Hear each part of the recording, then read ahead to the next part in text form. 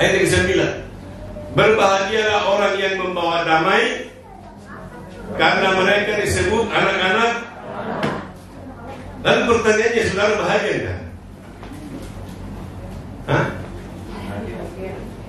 Bahagia 24 jam? Hah? Berarti saudara berganti-ganti, masuk bahagia dari Tuhan, masuk bahagia dari dunia, masuk susah dari dunia. Nah, Bapak Ibu beserta saudara, berbahagialah orang yang membawa damai, karena mereka akan disebut anak-anak Allah. Bahasa Inggrisnya peacemaker. Nah,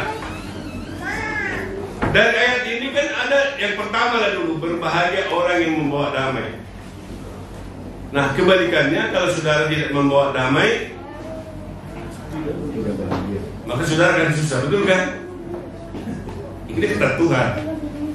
Kalau saudara datang, ya, sederhana. Kalau ada orang kumpul di situ, misalnya 5 orang, lalu saudara datang, saudara duduk, ya, lalu mereka pergi satu-satu, tinggal saudara berdua. Yang satu lagi kan udah takut ninggalin saudara kan, siapa temannya, lalu di SMS temannya, datang dulu sini bro, saya sudah di ranking di sini, tinggalin nanti dia gak enak, ya kan? Nah, kalau itu namanya orang membawa damai, membawa orang bikin garuk-garuk. Udah pasti orang seperti ini gak bahagia, kata firman Tuhan. Tapi kalau saudara pergi ke satu tempat, lalu saudara baru berkumpul orang, datang satu-satu, merasa sukacita.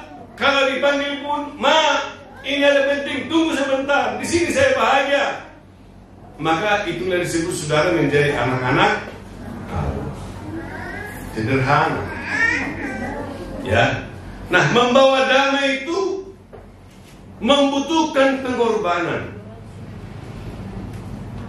Jadi kalau orang percaya, orang Kristen berkorban itu ada sukacita, ada damai. Kalau di dunia, berbahagia orang yang menerima.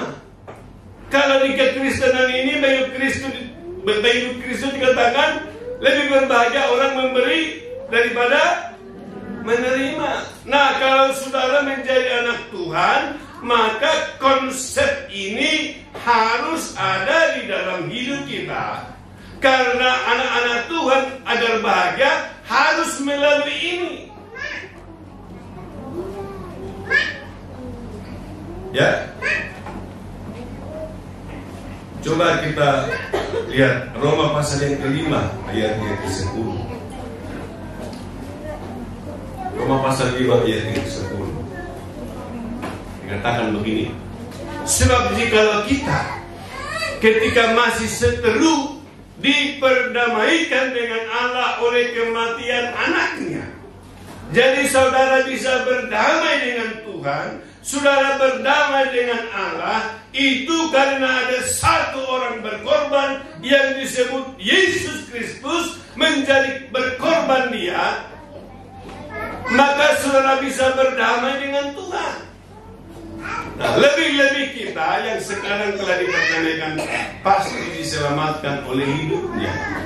Jadi kalau saudara mau membawa damai, menjadi pembawa damai, peacemaker, maka salah satu yang harus dilakukan, saudara harus berkorban. Amin. Jadi pengorbanan itu bagi kekristenan pengikut Tuhan adalah jadi diri kita, ciri khas kita. Tapi di balik itu ada damai sejahtera, ada kebahagiaan yang disuplai Tuhan dalam hidup kita. Maka disitulah kita tahu, disitulah orang tahu bahwa saudara menjadi anak-anak Allah. Puji Tuhan. Nah, Bapak Ibu beserta saudara yang dikasih oleh Tuhan. Nah, damai yang kita bawa ini pun damai yang bersumber dari Tuhan. Nah, itu bedanya juga. Nah, kalau damai dari dunia ini nanti sebentar itu. Nah, damai sejahtera aku tinggalkan bagi bagimu damai sejahtera-Ku. Ku itu siapa? Iya, damai sejahtera-Ku berikan ke. Jadi saudara tahu kalau damai sejahtera yang ada dalam persembuhan ini damai sejahtera Tuhan, bukan damai sejahtera saudara. Betul kan? Damai sejahtera-Ku berikan kepadamu, dan apa yang Ku berikan tidak seperti yang diberikan oleh dunia kepadamu. Jangan gelisah dan gentar hatimu. Puji Tuhan.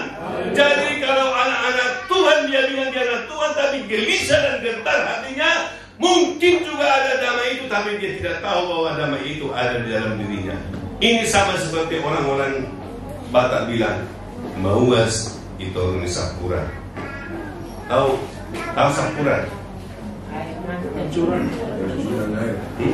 Nah, ada air mancur. Air mancur bukan air mancur.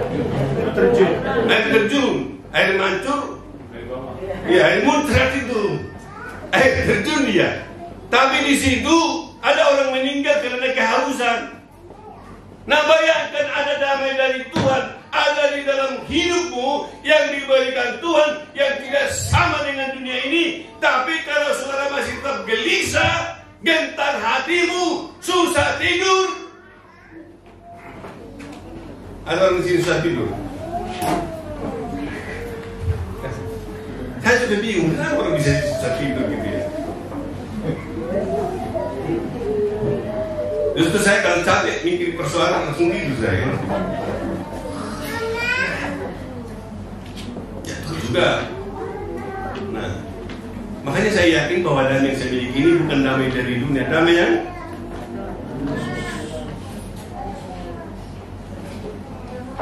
tandanya seperti ini. Kalau ada orang kayak persoalan sama kamu, kalau kamu tambah susah, itu belum damai dari Tuhan dipakai. Dan persoalan bisa ada. Selama dunia ini memang tetap ada persoalan. Tapi damai yang diberikan Tuhan itu katanya membuat orang tidak gelisah dan tidak gentar. Damai. Nah, jadi mulai besok jangan ada orang gelisah. Amin. Jangan susah tidur. Kalau besok pun cicilan belum cukup untuk, jangan susah, tidur saja.